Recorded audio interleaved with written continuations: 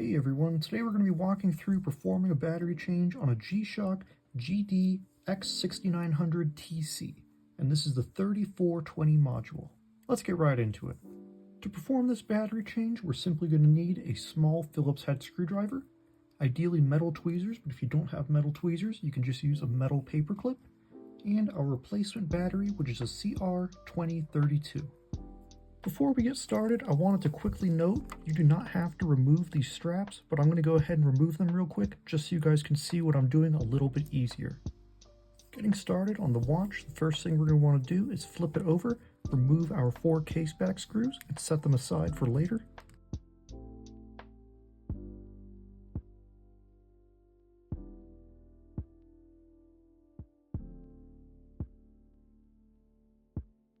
Now with our case back screws removed, we can go ahead and lift our case back right off. And don't worry, sometimes the rubber gasket comes out with the case back. We'll reinstall everything when we're reassembling the watch.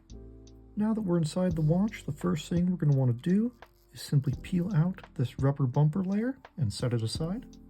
Now I'm going to go ahead and rotate the watch all the way over. As we can see right here, this is the latch that's holding our battery in place, so we simply want to go right in the middle of it and pull out towards us, and that's going to unlatch our battery. This battery is sometimes a little stubborn, so you may have to pry on the side of it here to get it up, but once you've got enough, you can simply grab the battery, take it out, and get rid of it. Now we can come on in with our new battery. Again, this is the CR2032. And if you're not wearing gloves or finger covers, I'd advise holding it by the sides just so you don't accidentally short it. We're simply going to drop the battery right in its place there and tuck the latch down just like so. You'll usually feel or hear it click into place. And now our new battery is installed. Now that our battery is installed, we're going to want to perform our AC reset, which is simply going to reset our module to factory defaults, clear any errors if there are any. This is where having pointy metal tweezers will come in handy, but if you're using a paper clip, simply bend it into an arch. You just want to have 2 metal points of contact. So I'm going to flip the watch around here again. As we can see on the module, there's a little label, AC, and that's indicating this little gold tab at the bottom of this hole. What we simply want to do is contact one end of our metal to that gold tab, and the other end to the metal on our module. There's actually a little circle here with a negative display. Simply touch those and hold them for about 2 seconds. And now to ensure that we've performed the AC reset correctly, I'd advise holding a finger over the spring here. You don't want to lose that spring because it's important for the sound of our watch. I'll flip my module over and we should see the seconds start counting up from 0. So it's only been about 20 since I reset the module. So we're good to go and we can begin reassembling the watch.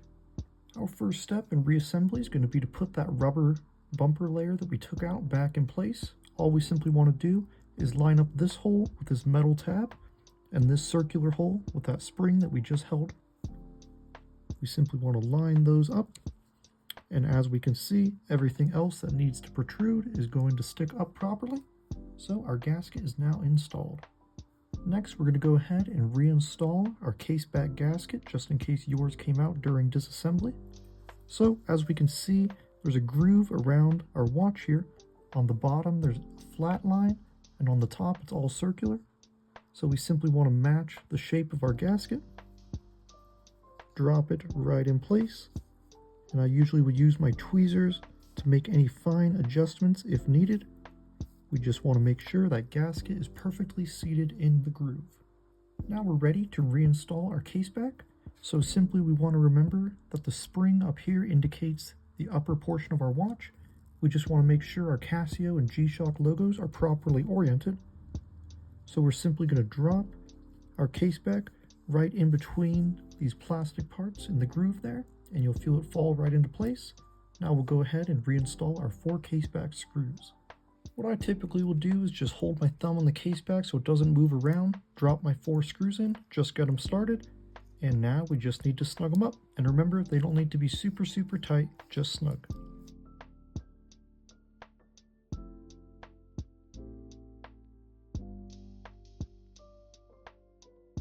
Now I'm going to go ahead and reinstall my straps, and then we'll make sure everything is functioning properly. And that's all there is to it.